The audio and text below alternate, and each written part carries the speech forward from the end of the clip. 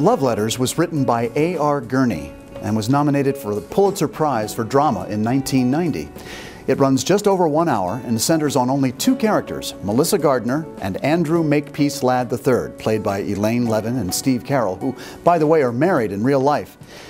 Using the Reader's Theater format, Elaine and Steve sit side by side and read the cards, notes, letters, and postcards that Melissa and Andy have sent each other over the course of 50 years. In this way, the audience discovers the hopes, dreams, disappointments, defeats, and victories that pass between these two interesting people throughout their whole lives. It all begins with the acceptance of an invitation to a 7-year-old girl's birthday party. Andrew Makepeace Ladd III accepts with pleasure the kind invitation of Mr. and Mrs. Gilbert Channing Gardner for a birthday party in honor of their daughter Melissa on April 19th, 1937 at 3:30 o'clock. Dear Andy, thank you for the birthday present. I have a lot of Oz books, but not The Lost Princess of Oz. What made you give me that one? Sincerely yours, Melissa. I'm answering your letter about the book. When you came into second grade with that stuck-up nurse, you looked just like a lost princess. I don't believe what you wrote. I think my mother told your mother to get that book. I like the pictures more than the words. Now let's stop writing letters. Will you be my Valentine? Were you the one who sent me a Valentine saying, will you be my Valentine? Yes, I said it. Then I will be. Unless I have to kiss you. When it's warmer out, can I come over and swim in your pool? No, you can't. I have a new nurse named Miss Hawthorne who thinks you'll give me infantile paralysis. Will you help me go down and get the milk and cookies during recess? I will, if you don't ask me to marry you again. I will not write personal notes in class. I will not write personal notes in class. I will not. You made me promise to send you a postcard. This is it. You're supposed to write personal notes on the backs of postcards. For example, here are some questions to help you think of things to say. Do you like Lake Saranac? Is it fun visiting your grandmother? Are your parents really getting divorced? Can you swim out to the deep part of that lake, or does Miss Hawthorne make you stay in the shallow part where it's all roped off? Is there anybody there my age? I mean, boys. Please answer all these questions. No, no, yes, yes, no. I'm writing this letter because I'm scared if I called you up, I'd start crying right on the telephone. I am really mad at you, Andy.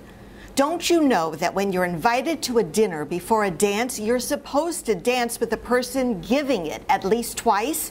And I don't mean my grandmother either. That's why they give dinner parties, so people get danced with. I noticed you danced with Ginny Waters, but you never danced with me once. I just think it's rude, that's all. Straighten up and fly right, Andy. How do you expect to get anywhere in life if you're rude to women? Nuts to you, Andy, and that goes double on Sundays. I didn't dance with you because I've got a stretched groin. Now, if you don't know what that means, go look it up sometime. I was going to tell you in person, but I got embarrassed. I stretched it playing hockey last week. The only reason I danced with Ginny Waters is she takes tiny steps, but you always make me do those big spins, and we could have gotten into some serious trouble. I tried it out at home with my mother first, and it hurt like hell. That's why I didn't dance with you. I'm using a heating pad now, and maybe we can dance next week at the junior assemblies? I don't believe that hockey stuff. I think Ginny Waters stretched your groin. And next time you cut in, I'm going to stretch the other one. Huh? You obviously don't know what a groin is. You obviously don't know what a joke is. I told my psychiatrist about the great love affair that you're having in Japan. I said I felt suddenly terribly jealous. He said that most American men have to get involved with a dark-skinned woman before they can connect with a gorgeous blonde goddess that they really love. Did you get my letter? Oh, I hope I didn't sound flip. Actually, I've just become involved with someone too. His first name is Darwin, and he works on Wall Street, where he believes in the survival of the fittest. I'd love to hear from you. I've decided to marry Darwin. Oh, he doesn't know it yet, but he will. Won't you at least wish me luck? Lieutenant Junior Grade Andrew M. Ladd III regrets that he is unable to accept the kind invitation of... Dear Andy, I know you'll like Darwin. When he laughs, it's like Pinocchio turning into a donkey. We're living in a carriage house in New Canaan, close to the train station, and I've got a studio all my own. Come and have a drink with us sometime. We're right on the way to New York, and sooner or later, everyone comes to New York. Here you made law review, whatever that means. I assume you review laws. I wish you'd review some of the marriage laws. Just a quick note, are you in trouble? I don't understand your last note. We're fine, all's fine, everyone's fine. Congratulations on baby number 2. Number 2 is a perfect way to describe this particular baby. Merry Christmas. I'm enclosing a snapshot Mother took of me and the girls. Don't I look domestic? Oh, stop looking at my hair. By the way, you'll notice you know who is not in the picture. Thanks for the Christmas card. Are you in trouble? Greetings from Reno. Could I stop by Washington on the way back east? Let me know when you're coming. You can meet Jane. Jane? I'm going out with a great girl named Jane. Melissa Gardner Cobb regrets that she will be unable to accept the kind invitation of... Dear Melissa, had to add my 2 cents worth to Jane's thank you note for the wedding present. Guess who's jealously peeking over my shoulder to make sure this isn't a love letter? First of all, thanks for the present, whatever it was. A tray. I am now told it was a tray. A hand-painted tray. Hand-painted by you, no doubt. Anyway, thank you. I hope all goes well with you, as it does with us. We'll be moving to New York in the fall. I got a job with one of those high-powered law firms. It'll be probably stuffy as hell for a while, but I'll learn the ropes.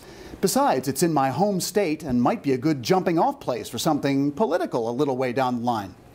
We both want you to come to dinner once we're settled in, and don't say you never come to New York. Sooner or later, everyone comes to New York, as someone once wrote me long, long ago. Dear Andy, now you're such a hotshot lawyer. Could you help me get my children back? Darwin hardly lets me get near them, and when he does, they behave as if I had some contagious disease. I wasn't much of a mother, but maybe I could improve if I just had the legal responsibility. Better stay out of this one. Our past connections, conflict of interest. Hello, from Egypt. I'm trying to start again in the cradle of civilization. I'm thinking of moving to Los Angeles. Do you know anyone in Los Angeles? Does anyone know anyone in Los Angeles? Got your announcement for your new show. Good luck. P.S. I'd love to have one of your paintings. We could use a little excitement on our living room walls. Seriously, what would one cost? Come to the show and find out. Never made your show. Sorry. Things came up. Chicken. You're right. I'll be in New York next Tuesday, the 19th. Got to make a fundraising speech at a dinner. I could stop by your place afterwards. Sweetheart, I loved seeing you. Come again. We'll be stopping through a week from next. Did you ever dream we'd be so good at sex? 2 uptight old wasps going at it like a sale at Brooks Brothers. I figure 50 years went into last night. Let's go for 100. Oh my God, come again soon or sooner. I'm already making plans. Have to go to San Francisco to visit the girls. Couldn't we meet somewhere on the way? I don't see how we could possibly go some public. Country inn, some deliciously seedy I don't motel. see how. See you for more than just a few Price hours? we have to pay. I'm getting so I think about nothing else but how we can... I'm not sure how I could change my whole life so radically. Other politicians have gotten divorced. Rockefeller, Reagan... Jane, the children, my particular constituency. You've become the center of my life. If you left, I don't think because I of the coming election, I don't see how we can. Dear Andy, a reporter called up from the Daily News. What do I do about it? Nothing. They called Darwin, you know. They tracked him down. He told them this has been going on for years. Wish it had been.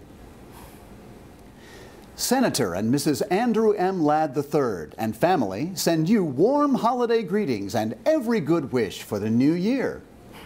Andy Ladd, is that you? Blow-dried and custom-tailored and jogging trim at 55. Hiding behind that lovely wife with her heels together and her hands folded discreetly over her crotch. And is that your new dog, Andy? I see you've graduated to a golden retriever. And are those your sons and heirs? And help! Is that a grandchild nestled in someone's arms? God, Andy, you look like the Holy Family. Season's greetings and happy holidays, and even Merry Christmas, Senator Ladd. We had a complicated relationship, Melissa and I, all our lives. We went in very different directions, but somehow over all those years, I think we managed to give something to each other. Melissa expressed all the dangerous and rebellious feelings I never dared admit to. Now he tells me. And I like to think I gave her some sense of balance. Balance? Oh, hell, I give up. Have it your way, Andy.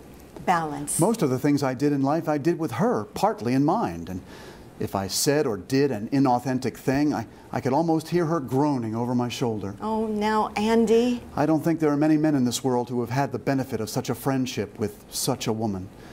But it was more than a friendship, too. I know now that I loved her. I loved her even from the first day I met her, when she walked into the second grade, looking like the lost Princess of Oz. Thank you, Andy.